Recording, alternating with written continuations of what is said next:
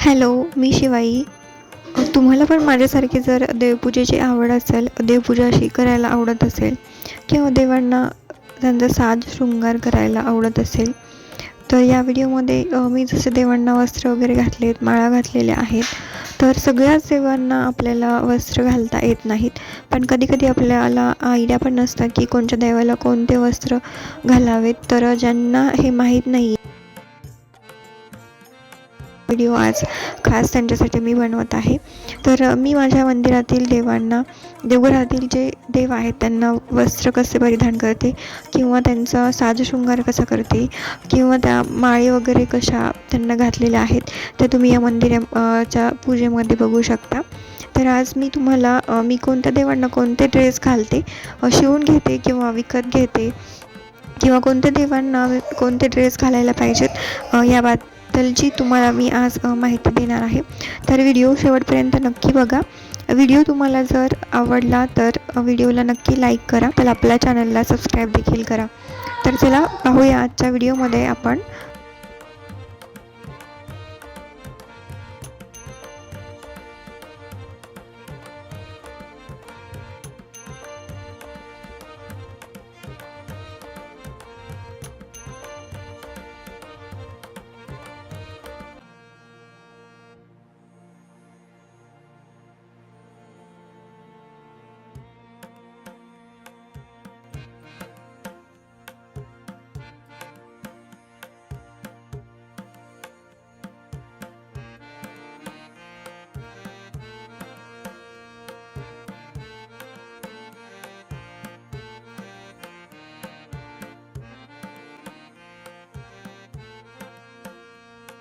गणपती बाप्पांची मूर्ती, त्यानंतर तुळजाभवानी आईची मूर्ती देखील आहे.